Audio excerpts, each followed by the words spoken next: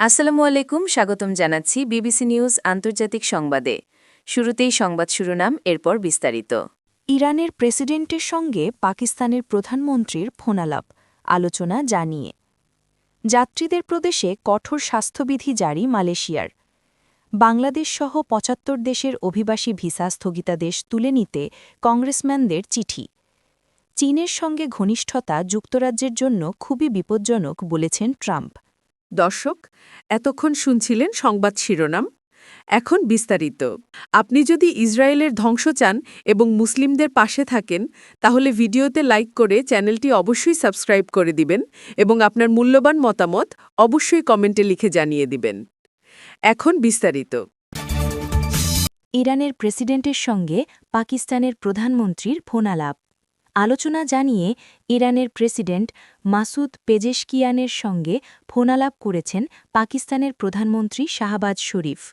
এ সময় তাদের আঞ্চলিক পরিস্থিতি ও দুদেশের সম্পর্ক নিয়ে বিভিন্ন বিষয়ে কথা বলেছেন।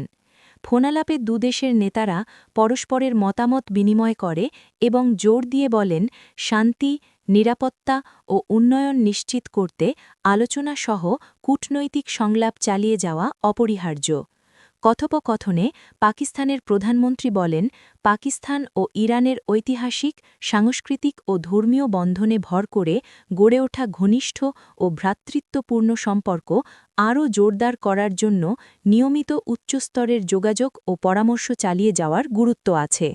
এছাড়া দুই নেতাই দ্বিপাক্ষিক সম্পর্কের সমস্ত ক্ষেত্রেই সহযোগিতা বৃদ্ধি করতে এবং স্থাপিত দ্বিপাক্ষিক ব্যবস্থার মাধ্যমে আরও ঘনিষ্ঠ ঊর্ধ্বতন পর্যায়ের সংলাপ অব্যাহত রাখার প্রতিশ্রুতি পুনরায় ব্যক্ত করেন। যাত্রীদের প্রবেশে কঠোর স্বাস্থ্যবিধি জারি মালয়েশিয়ার। নিপাহ ভাইরাসের সম্ভাব্য প্রাদুর্ভাবের আশঙ্কায় বাংলাদেশ ও ভারত থেকে আগত যাত্রীদের ক্ষেত্রে কঠোর স্বাস্থ্য পরীক্ষা কার্যকর করার সিদ্ধান্ত নিয়েছে মালয়েশিয়া। বৃহস্পতিবার ২৯ জানুয়ারি দেশটির স্বাস্থ্য মন্ত্রণালয় এক বিবৃতিতে এ তথ্য জানিয়েছে। স্বাস্থ্য মন্ত্রণালয় জানিয়েছে, নিপাহ ভাইরাসের উচ্চ ঝুঁকিতে থাকা দেশ, বিশেষ করে বাংলাদেশ ও ভারত থেকে আগত যাত্রীদের প্রয়োজনীয় স্বাস্থ্য পরীক্ষা নিরীক্ষার পরে মালয়েশিয়ায় প্রবেশের অনুমতি দেওয়া হবে।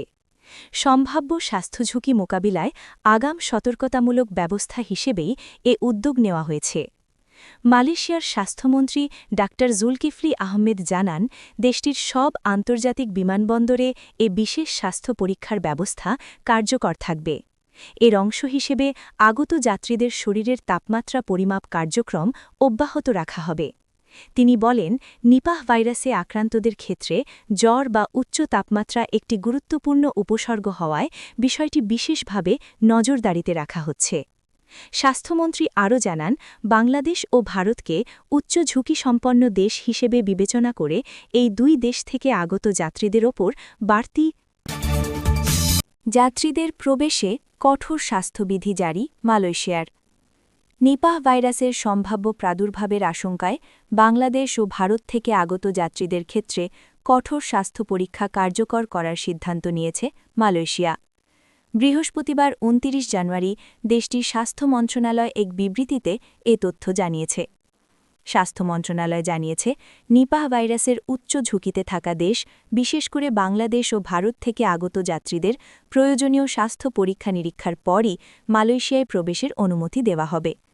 সম্ভাব্য স্বাস্থ্যঝুঁকি মোকাবিলায় আগাম সতর্কতামূলক ব্যবস্থা হিসেবেই এই উদ্যোগ নেওয়া হয়েছে।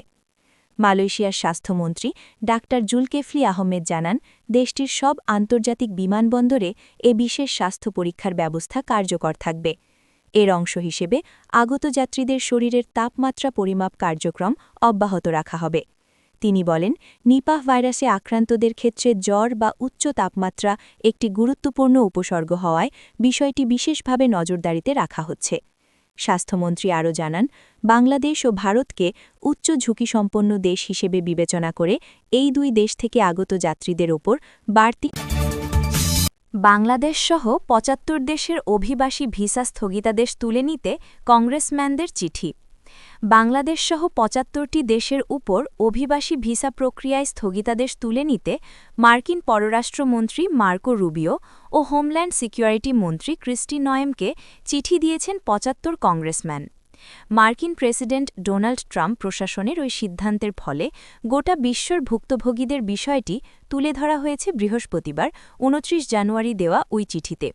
সেখানে এশিয়ান প্যাসিফিক আমেরিকান ককাসের চেয়ার কংগ্রেসওম্যান গ্রেস মিংস সহ ৭৫ কংগ্রেসম্যান ভিসা কার্যক্রমে স্থগিতাদেশ উঠিয়ে নেওয়ার আহ্বান জানান।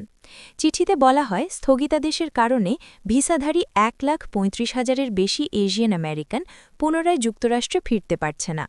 বিশ্বের ৪০% মানুষ ভিসা স্থগিতাদেশের আওতায় পড়েছেন। এটি বিশাল এই জনগোষ্ঠীকে উপেক্ষা করার শামিল।